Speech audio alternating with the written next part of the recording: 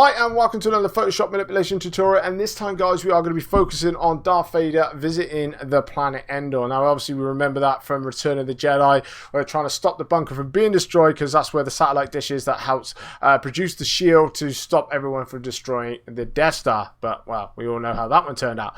So we're going to be creating that just where Vader comes in and lands and actually just walks into the bunker. So first of all, this is the first image that I wanted to use. So this is the background. Obviously, this is going to be my version of the planet Endor. Now, you might say like planet Endor's got a lot more trees, which it does, but most of this is hidden away. So one, I like this image because like we're high up, so it gives a nice sense of height, obviously where the actual ship's going to be landing. Got enough trees here, and we got the blue night sky there. So I was happy with that because, like I say, 90% of it's going to be covered anyway, so it really didn't matter too much.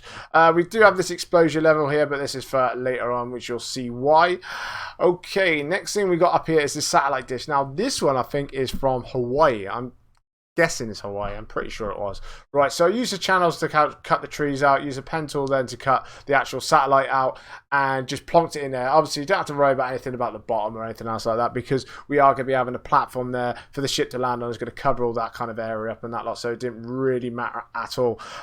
In regards to this, we've got the exposure, color balance, hue and saturation, that lot, just to make it show they kind of like match the background and everything else like that really well. One thing I will say is you'll see up here with the color balance, we've got the blues for the cyans and blue here as well. Now throughout all the image in that lot, I wanted to give it like a kind of like a deep blue kind of vibe from the sky and whatnot else. So that pretty much plays like a prominent one in every single image that I put in here. So it's pretty much the same kind of thing. All I've done is I've added like the color balance, hue and saturation, and then just like some exposure and that lot, just to add some like shadows and brightness in the right areas and stuff. So it's pretty much the same for every single image that I put in. Not much difference. Okay, and then obviously coming up next is the platform. Right, now with the platform was a little bit of a bugger to find, to say the least. One, he was trying to find an image that was actually good enough to actually go into this particular image, and also another thing is trying to find it so it actually looked right at the right kind of angle. So managed to find one in the end. We did have a helicopter here to the left, and we did have a guy here to the right. Used content aware and that lot, edited them out, tidied the whole area up in that lot. Obviously, once again, added some like color balance and other bits like that, just obviously so it all matched together. And then obviously, as you can see where this light was cut out, I actually put in a lens flare there and that lot, just to make it all look nice and clean as well. Right, moving on. We do have a little shadow there that's going to go with the ship, as you'll see in a minute. Right, so this particular ship, obviously this is the iconic ship that transports the Emperor, Darth Vader, and all that lot around everywhere. I can't actually remember the name of it, but I did have a little bit of a look around, and I managed to find this one. This one was absolutely perfect. Now, obviously we wanted to have the people to be in it quite large, so we needed to make sure the ship was really large as well. So we made it nice and big, put it up there and to the top left-hand corner.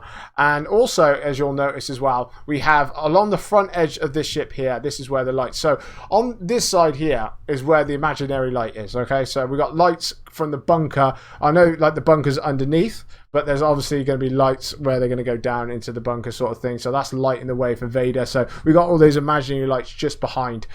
So in regards to that, we've lit up this side of the ship here, made this kind of area dark. And then obviously we've got these wings. So obviously this ship has got 3 wings. Obviously you can't see them all, but so we got the shadow there and we got the shadow there as well. And then obviously we just added some like exposure and that lot into all these kind of areas, just darken up a bit and that lot, just to make it sure that is right. Now in regards to this, I did have to change like the feet in that lot just to make sure that it actually suited right. As you can see here, that's the ship's foot. Now obviously it's a slightly different color and that lot, but it doesn't really matter because it all gets blended in together anyway. And then we turned the lights on there because all that was cut out and that lot. So the ship sitting in there really nicely, so I was very happy with that one in the end. And then we shall move on to the next bit. Right, so these guys here, now we've got the captain here, right? Obviously we've got the stormtroopers. So every time, like with Star Wars, when you watch the iconic scenes and that, they've always got like stormtroopers and that lot of line out of the way so that like Vader and the Emperor and that lot can walk through. So it's pretty much the same kind of thing. And one thing I will say is they all look exactly the same, don't they? So I wanted a captain, so he's like one guy that's a little bit different, but we have like these stormtroopers here. Now they're all exactly the same. So basically these guys are actually all toys. They are. I found some really good photos of toys toys, and I just used them basically. Now, one thing you're going to notice as well is once we put these lights on here quickly, we have these guys here. So basically, as you can see with the captain, we've got it overexposed onto this side here and this side here on the other guy there, obviously because we've got the light shining here. Shadows coming forward, but we also have the shadows going back as well. That was important because obviously, remember, we had that light behind us as well. Okay, so it's not going to be quite as bright over that side. It's a lot more darker that side, but there will be some light going that way. So as you'll see, just behind the characters, there is a little bit of shadow as well.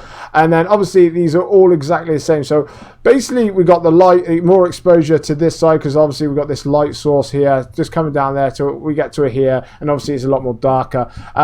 Exactly the same principles are done with the ship and the actual satellite dish. So basically just hue and saturations, colors and color balance and that lot, just to make sure that it actually suited really well, and then sorted out the shadows. One thing I will suggest though is if you do the copy and paste in that, obviously just make one, do the shadows on the floor, everything else like that, because they're exactly the same. Then you can just Control J afterwards. Don't put them all in place and then do them all separately. Just do one and then just copy them and that light. You can make some slight adjustments to them, obviously, to make them brighter if they get closer to a source light. But don't obviously just do one and then just make another one and then just keep going like that. It'll just take you forever. So just Control J. It's no different to Star Wars, because if you look at Star Wars, they're all lined up and they're all exactly the same, every single one of them. So we went along with that one. Right, so let's move on to this guy here. So we got the guy walking. Now this one was another one that took me, I don't know how long to actually find. I really did. Trying to find a photo that was of good quality that I could actually stick into this kind of image where he's actually walking forward towards the camera was an absolute nightmare. It really, really was.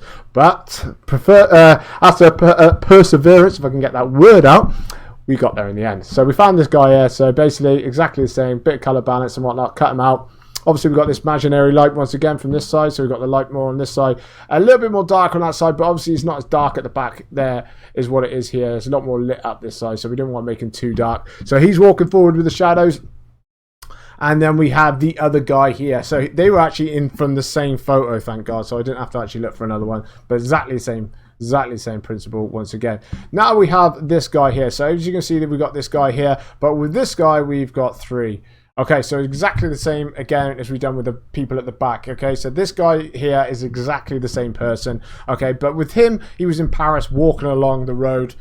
So his feet actually were obviously at walking pace, so they were split up. So what I'd done was actually cut the leg off and that lot and then made it straight. A little bit of warping, a little bit messing around in that lot. I actually had it so that his legs were actually stood upright, which is obviously what we wanted. So as you can see, it's at the right angle. So once again, it was a bit of a pain to actually find the right person, but as you can see, he stood at the perfect angle, looking onto Vader and that lot walking through. So it was really good for me personally, and really important for me as well, is to actually find so it actually flows instead of just chucking any character in, even if they look like they're walking and that. Trying to make the effort to actually find the right kind of person to suit the right kind of way that the image is going to be going, because otherwise it'll look like a bit of a mess and it's really not going to look real at all. Then obviously once again we've got the shadows here, and obviously they're going to go down onto the floor because once again we got that light source up there. So exactly the same again with the color balance and whatnot else, and that was pretty much done. Oh my god. Shooting up. Okay, so moving on to Vader. Now Vader was a very interesting one indeed as well. Okay, let's get Vader out. Oh no, I'm putting things together. Okay, no worries.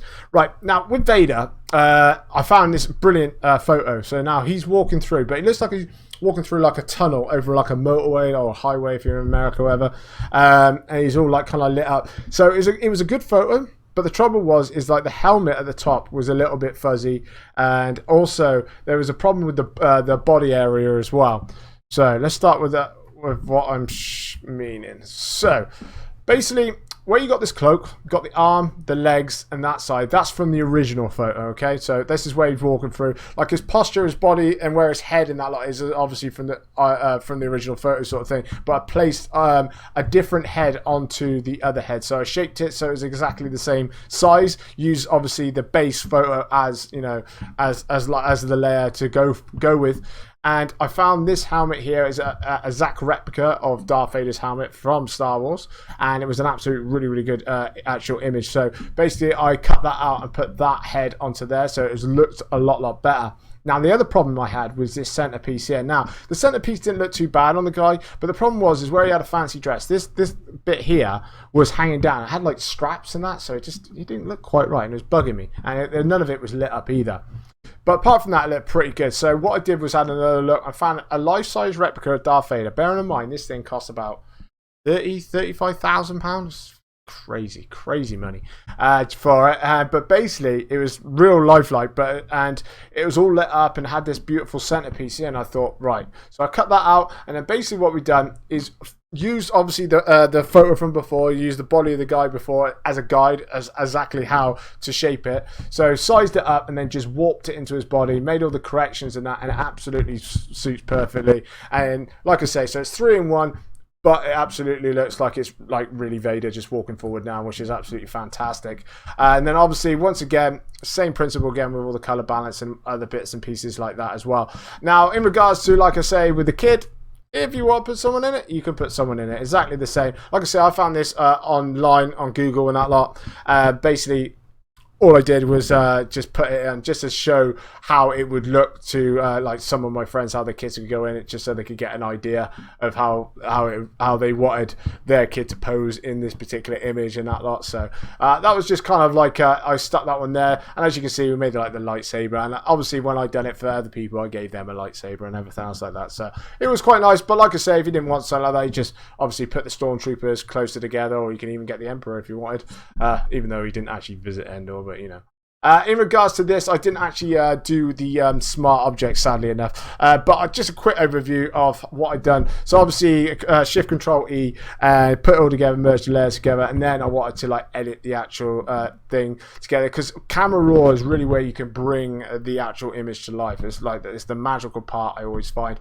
Obviously you'll notice it's a lot more bluer for a start, so I put lots of blue into the highlights and the shadows. They're kind of like exactly the way that we were going with these stormtroopers, and that really blends the image in absolutely fantastically well. A little bit of change in the exposure here, highlights, put plenty of shadows in. I do personally like to use clarity, and I love using texture as well, so I like to put a bit of that lot in there as well, and just messing around with some particular different settings and that lot, you know, with the tone curve and that lot, until I could just find the way that I want. Next time I will remember to actually do it as a smart object, just to go through the processes, but you can pretty much just play around with it and see how you actually like it for you, particularly for yourself. But that was pretty much it. Like I say, it's kind of like very simplest to do. The hardest thing for this kind of image was actually to try and find the images themselves. But I hope you found this tutorial very helpful, and I shall see you next time. Thank you very much.